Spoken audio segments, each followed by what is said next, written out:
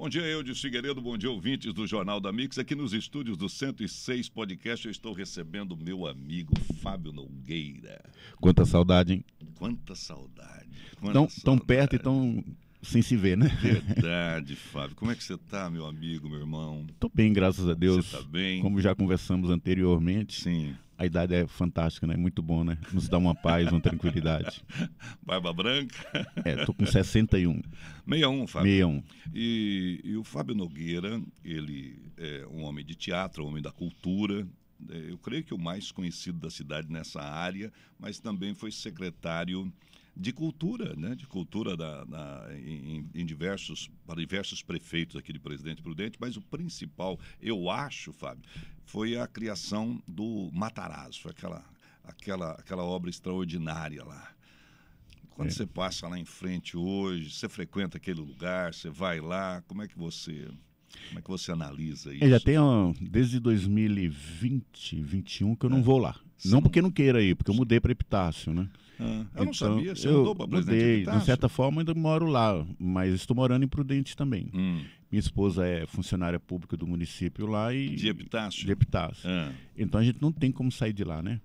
Eu não sabia. Então, final de semana, ou ela vem ou eu vou. Como é que chama a sua esposa? É Lucidalva, mais conhecida como Lu ou Dalva. A família a chama de Dalva, eu a chamo de Lu. Entendi. Né? Mas é Lucidalva. Lá, você foi encontrar essa moça lá em Epitácio? Como grande parte do mundo moderno, né, Reginaldo? Nos conhecemos pela internet, batendo papo. E no ambiente de trabalho, não em sites de relacionamento. Sim. Eu ia um espetáculo meu, que eu estava viajando para criança, e ia para Epitácio, dentro de uma escola. Sim. Aí eu precisava divulgar que as professoras levassem as crianças para assistir, né? Sim. Esse espetáculo de teatro. E aí me indicaram ela. Ela é professora, trabalha com criança, para juntar, inclusive ir assistir, né? E eu nem fui. Ou seja, ela foi lá, assistiu o espetáculo, eu nem fui. E depois eu pedi uma análise dela do espetáculo, eu sempre peço, né? Sim. Porque às vezes a gente acha que um negócio tá bom e não tá. Então você tem que ter o outro lado, análise externa, né? Sim. O que eu chamo de análise de drone, atualizando o linguajar. Sim. E aí começou um bate-papo, não, legal aqui, isso aqui, não sei o que, a gente começou a conversar. Eu estava solteiro na época, ela recém-solteira, né, do primeiro casamento, há algum tempo já. Aí que nasceu uma amizade. E essa amizade cresceu e nos casamos. Verdade. Foi. Que história bonita. Ela já tinha filhos? Já, ela tem um filho, que agora no final do ano passado se formou jornalista. Que bom. No Oeste. Ele é o Vini Garcia, Sim. que é repórter esportivo da CBN. Sim. Né? Sim, pode falar. Ele está lá da equipe de esportes da CBN. Sim. O sonho dele sempre com o Gessner, com Luiz Augusto, Siqueri. Certo. O sonho dele era esse. Continua sendo, né? Porque a gente não abandona sonhos. E ele faz parte lá. E eu tenho duas filhas, uma do primeiro casamento, que é a Petra, e uma do segundo casamento, que é a Laura. E nós, eu e a Lu, já temos esses filhos, optamos em não ter. Entendi. Já temos que pôr no mundo, na vida, esses três. Agora aí. Encaminhar esses três. Encaminhar aí, os né? três. E uma das suas filhas, você comentou comigo, já se formou, é isso mesmo? A Petra entrou, a Petra completa agora 29 anos, entrou com 17 anos na Universidade Federal de Juiz de Fora, que é uma das mais conceituadas. Em tamanho, extensão é a maior, é uma cidade. Sim. Eu fui lá conhecer, fui na formatura dela. É extraordinário, né? É coisa de doido o campus lá. Se formou em Sociologia e Filosofia, não exerce. Né? Não exerce, inclusive no último ano ela falou: pai, eu não sei se eu vou exercer. Falei: filha, eu converso com elas, né? Certo. Eu não imponho, eu mostro caminhos e se elas aceitarem, elas seguem. Certo. E esse caminho ela aceitou. Eu comentei com ela que ela chegou onde chegou, termina e fica com diploma. Serve como currículo, serve como alguma coisa. Uma menina, uma criança com 17 anos entrou numa federal, Sim. fez faculdades, cursos maravilhosos, você tem no currículo. Mas como profissão ela vive, ela tem um cantinho dela, tem um apartamento dela lá. Hoje ela trabalha como promotor. Mora em BH. Não sei porquê. Não, mora em Juiz de Fora. Mora em Juiz de Fora. Não sei porquê, não sei para quem ela puxou. Gente, né? Do céu. Com shows, com essas coisas que ela vive. Eventos, ela vive disso. E ela E ela também, ainda durante o curso, ela falou para o pai e para a mãe, né? A mãe dela mora na Elaine, atriz, né? Sim. Mora no interior do Rio, em Paraíba do Sul, quase divisa com Minas. Ah, ali ela perto, tá morando na lá. região de Metrópolis. Muitos anos ela foi para lá. Casou, tem filhos, mora Sim. lá. E ela falou assim: ô pai ou mãe, eu não saio de Juiz de Fora nunca mais. Que bom, Falei, tá né? bom, filha, ela é uma cidade maravilhosa, 500, 600 mil habitantes. Tipo Rio Preto, né? Para Minas Gerais é um negócio extraordinário. Né? Às vezes você não vê o outro lado da cidade que tem aqueles morros, aquelas serras, que é a coisa mais linda de Minas. Né? E a Petra, é isso, Essa né? é a Petra, né? E a Laura está fazendo direito, você comentou. A Laura também entrou com 17 anos na Toledo. Caramba, aqui. E a Laura entrou com as notas do FIES, do Enem. Do Enem. Não né? brinca. Do Enem, ela entrou com as notas do Enem. Prestar vestibular. Não. E o menina incrível, está no 4º semestre, né, da faculdade, que é da turma do meio do ano. Apaixonado pela Toledo, pelos professores, por direito, né? Ela quer fazer direito, Reginaldo, desde os 13 anos de idade. E na época que a primeira vez que eu ouvi falar, eu falei assim, filha, fica tranquila, até o vestibular você vai querer ser caminhoneira, psicóloga, viajante, vai ser um monte de coisa. E ela não, ela chegou e ela quer ser juíza, ela quer ser promotora. Então... E para minha alegria, né, nós temos... Os filhos nós não temos condições econômicas dos filhos não trabalharem. Né? E mesmo se tivéssemos, a minha filosofia é que eles trabalhem. Né? Ela sempre trabalhou, mesmo desde 17 anos, 16, ela trabalha, a outra também trabalhava, a Petra. E para minha alegria, ela saiu de uma loja do shopping para ganhar bem menos, mas trabalhar como estagiária num escritório de advocacia. Sim. Né? Ganha menos para a questão de ser estagiário. Né? Estágio. E recentemente, há 40 dias, foi chamada para trabalhar na Toledo. Lá na Toledo. Então, hoje ela é estagiária e trabalha na Toledo. E eu até falei para ela, filha, você já tem... Na área do direito, lá naquele núcleo que eles têm lá na Toledo, que é muito famoso, inclusive. Inclusive eu comentei com ela, filha, você parou para pensar que para eles te chamarem, eles devem ter perguntado para todos os professores quem você é? Quem é? E talvez se apenas um tivesse dito não, você não estaria aqui? Que legal. Então isso é fruto de você na sala de aula. Né? Orgulho, né? Orgulho. As duas são... eu, graças a Deus, tem um monte de coisa que eu fiz errado, um monte de coisa que a gente erra, né? Todos nós erramos. Mas só não erra quem não faz. Entre as coisas boas que aconteceu comigo na vida, foi escolher mães incríveis para as minhas filhas. Minhas 2 ex-esposas, estão no 3º casamento, são incríveis, maravilhosas. E ambos somos culpados pelas 2 filhas que colocamos no mundo. Louvado seja Deus por Louvado isso. Seja. Eu me pergunto, fala, qual é a sua maior obra? Eu falei, minha maior obra, minha maior contribuição à humanidade chama-se Petra e Laura. Elas vão fazer muito pela vida, pelas pessoas. Louvado seja Deus. De novo, Laura, Petra, que Deus abençoe as 2 filhas do Fábio Nogueira. E a Petra, filha da Elaine, é isso? Né? Da Elaine. E a Laura? Filha da Luciana. Da Luciana, muito bem. Eu vou fazer um episódio, você vai conversar com o Fábio, é uma coisa doce, porque o papo vai fluindo, é fácil. Nós vamos fazer um episódio inteiro no 106 Podcast. Mas antes da gente terminar aqui esse nosso bate-papo no jornal, eu vou perguntar para ele aquilo que, se eu não perguntar, as pessoas vão me fuzilar, né? Mesmo porque se você não perguntar, as pessoas vão lá no meu Facebook, inclusive eu postei a semana passada, que um dos mais... Não pode existir imprensa sem liberdade. Sem né? liberdade. Então, se eu me propus a vir aqui, eu estou à sua disposição. Você hoje é presidente do PSB. É isso mesmo? Todo cargo que eu ocupo, que já ocupei, que eu ocupo... Mas também ano político, né? Eu tenho que perguntar isso para ele. ele. Sim, sem dúvida. Eu sempre uso o verbo estar e não ser, né? Está. Eu estive secretário de Cultura, eu sou o Fábio Nogueira, aí o verbo ser. E hoje eu estou presidente da Comissão Provisória Municipal do PSB, a convite do Márcio França, ministro do Lula e do Alckmin, que é o vice-presidente. São do partido. Do PSB. Inclusive, tem uns vídeos aí deles me convidando pessoalmente, tudo.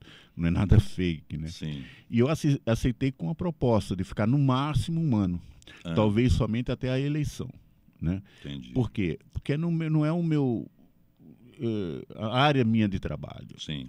Embora muita gente me ligue sempre à política, não é minha área de trabalho.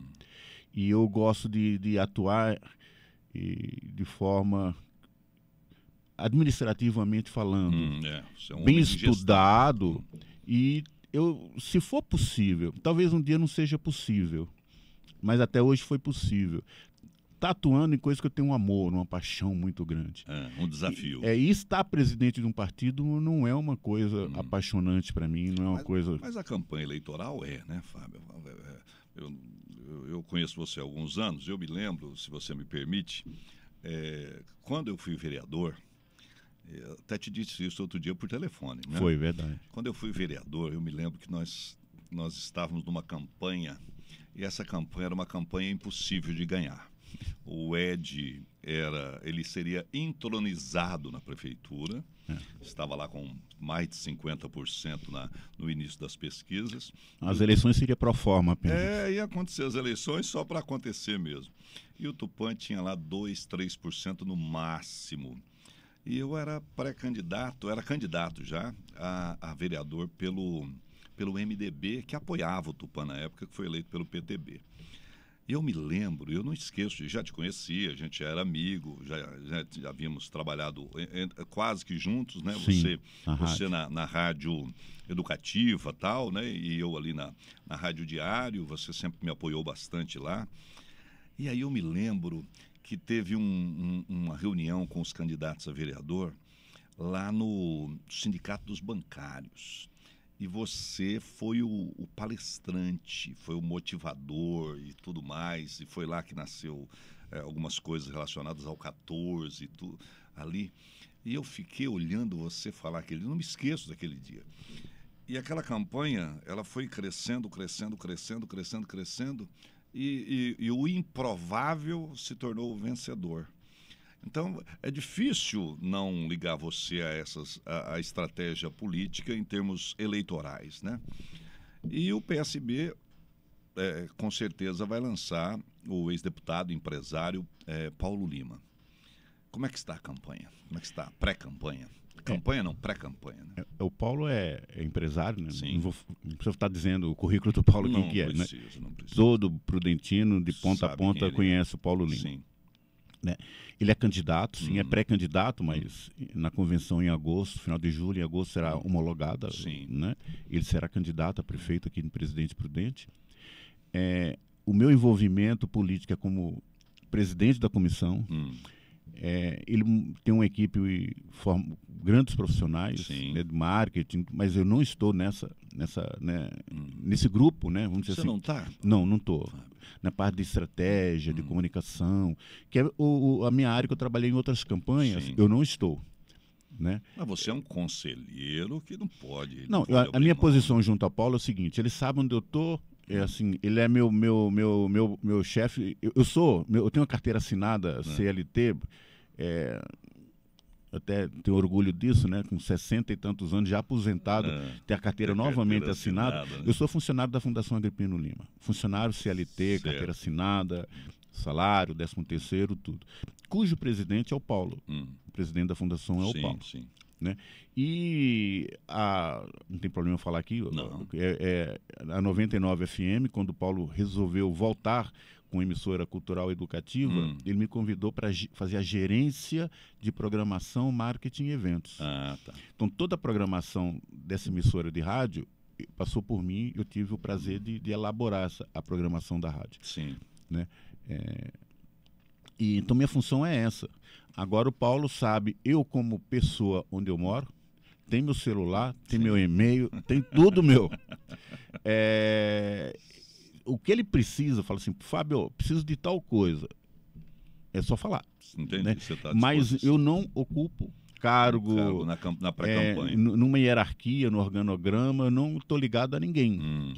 Eu sou uma pessoa ligada a ele, que ele fala assim, Fábio, faz tal coisa, me ajuda em tal coisa, dá a tua opinião sobre alguma coisa. Quando ele pede, também se ele não solicita, eu fico no meu canto desenvolvendo minhas ações. Que na Fundação Agripino Lima eu coordeno o projeto Cidadania em Ação, que hoje trabalhamos com 3 entidades, Unipod, Lumetfis, Núcleo Terê, e fazemos um trabalho com elas, e faço a gerência desses 3 setores da 99 FM. E você faz uma análise política hoje, que a gente eu vi as fotos do Paulo junto com o Fábio Sato, né, aquela coisa toda, a possibilidade de um ser candidato a prefeito, Paulo, e o Fábio Sato ser candidato a vice. Aí surgiu uma foto sua também com o Fábio Sato. Esse vai dar namoro, vai dar noivado, vai dar casamento. Eu sei que você está dizendo que não está na linha de frente disso, mas na sua análise isso é possível? Não tô escorregando não, mas eu vou falar bem claro sobre isso. Não tem como não perguntar isso no jornal, né? Não, eu defendo, fugiria dos meus princípios como cidadão. Eu, com 16 anos, eu fui, não digo preso, mas levado para um canto na ditadura, com 16 anos. Eu sempre defendi a democracia. Né? Sou contra o negócio de esquerda radical, direita radical, sou contra tudo isso. Mas nós não temos tempo agora de falar sobre isso. Mas no podcast falaremos. Eu não aceito esse radicalismo. Que um é Deus, que o outro é diabo. Seja quem for. Não é assim. Tá? Eu não aceito e não participo. Então, sempre digo... E, por exemplo, o Paulo hoje, que eu estou ligado profissionalmente a ele sabe disso. A política nunca me deu inimigos. Nunca me deu inimigos. Em alguns momentos, me deu amigos. Em alguns momentos, amigos meus foram para a política. Eu não vou me tornar inimigo de nenhum amigo meu por causa de política. Isso eu não abro mão. Né?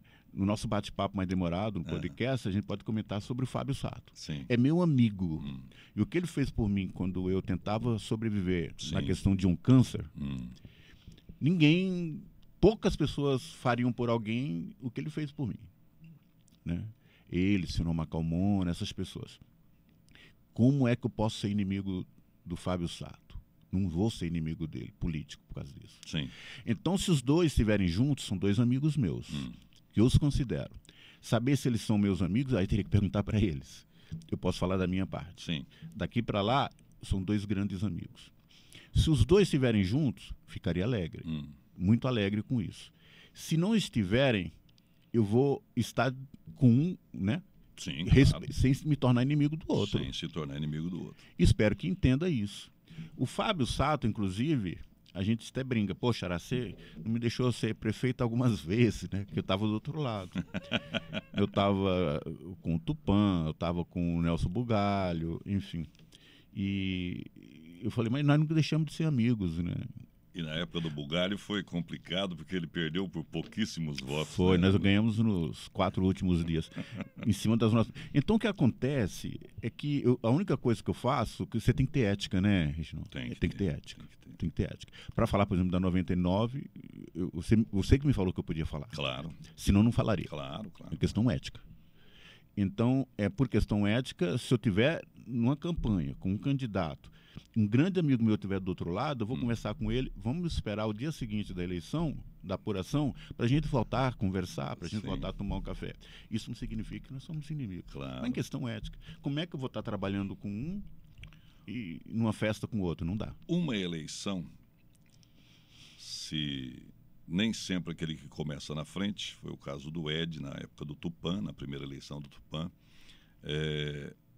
parecia que ele estava eleito mesmo, e a coisa foi mudando, e como a gente até bateu um papo também outro dia, né, assim, conversando assim, como agora nós estamos conversando aqui no Jornal da Mix, parecia que o Ed dormiu o prefeito e no outro dia o Tupã era o prefeito. Com o Bugalho a mesma coisa, parecia que o Sato tinha dormido o prefeito, no outro dia o Bugalho era prefeito. A eleição não está decidida antes das urnas serem abertas, na sua visão? Acho que não existe isso. Eu morro de rir quando alguém manda... Eu não participo de grupo nenhum. De WhatsApp. Não participo. Mentira, eu participo com eu e minhas 2 filhas, que às vezes a gente, como cada uma está num canto, a gente faz chamada de vídeo os 3 juntos. Eu tenho um da rádio, né? E eu tenho mais um... do Grupo Cidadania em Ação. Né? Que são as 3 entidades. Mas, fora isso, não participo de mais nenhum. Às vezes eu fico rindo quando eu vejo dizer que não sei quem está eleito, não sei quem já perdeu, não sei quem é vice de não sei quem. Eu morro de rir. Porque para mim é uma piada, para mim é um programa de humor. Porque parece-me que, principalmente Prudente, tem um marqueteiro, um estrategista para cada habitante. Aí só me resta rir, porque não tem campanha ganha nem campanha perdida. Vamos se dar alguns exemplos aí que para não ficar... Fábio é um teórico. O Fernando Henrique dormiu eleito, né? O Jânio Quadros acordou prefeito. E limpou a cadeira com álcool. Assim, o termo seria, o Fernando Henrique dormiu prefeito, o Jânio Quadros acordou eleito. A Maria Auxiliadora dormiu prefeita, o Agripino acordou eleito. O Ed Thomas dormiu prefeito, o Tupã acordou eleito. O Sato, a mesma coisa, e o Nelson Bugalho acordou eleito.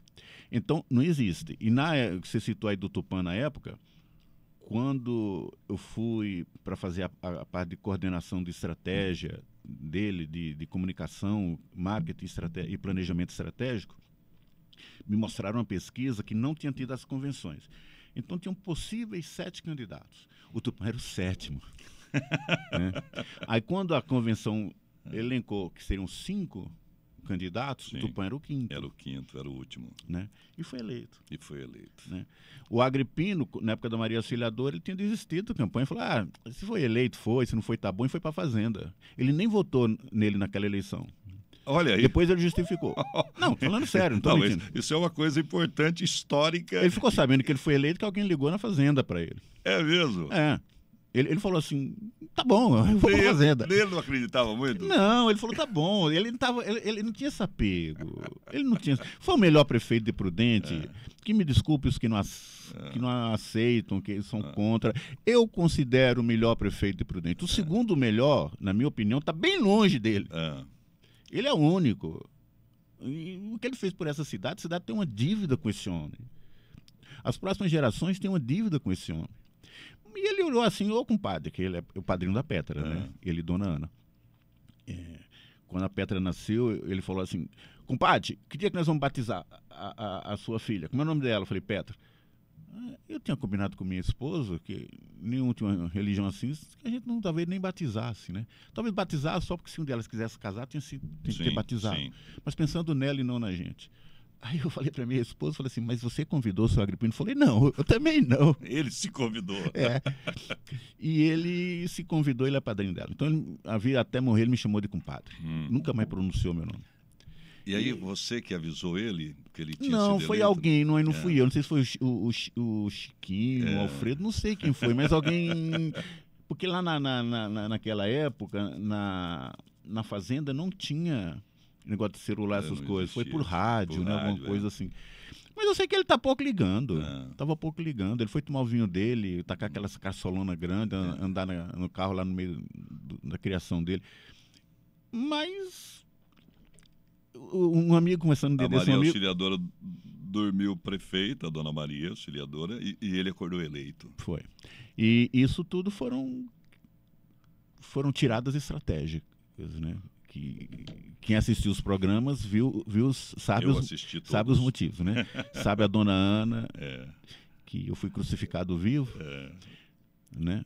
Essa história eu quero que você me conte no podcast. Então Não posso esquecer, vou até marcar aqui. As pessoas têm que entender o seguinte, que numa campanha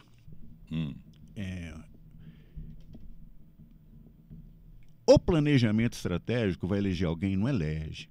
É mentira. Mas ele pode ser o que falta para eleger. Certo? Um detalhe. 4.000 votos, 3% a mais. É uma estratégia que pode dar esses votos para ele. Senão o nego não vai... Você pega alguns candidatos, já que você tocou no Sato, não estou fazendo nenhuma crítica, é um amigo meu. Sim. As campanhas, na minha análise de fora, nunca teve planejamento estratégico. Não teve. Ele não viu... Na última eleição, quem que era o maior adversário dele? Que não era o Ed. E ele não enxergou. Eu conversando com ele, falei, vou te mostrar quem era o teu adversário. E foi quem elegeu o Ed, não foi você. Aí ele falou assim, ô Xará, tá doido? Eu falei, não, quer que eu te mostre? Eu falei, pode. Procura no YouTube todos os programas dos Zé Lemes. Os Zé Lemes, 100% dos programas só te destruiu. E cada vez que ele detonava, pelo menos na pesquisa que a gente fazia do lado de cá, você caía. E você caía, e você caía. E o Zé Lemes, o que ganhou com isso? Foi o secretário de turismo do prefeito eleito. Que coisa, olha só. Você tinha que ir no Zé Lemes, seja judicialmente, juridicamente, ou rebater as coisas. Você se preocupou com o Ed. O Ed começou com um número e foi eleito com o mesmo número. O Ed tem um teto. Sim. Nós derrubamos esse teto dele em 3% com o Tupã.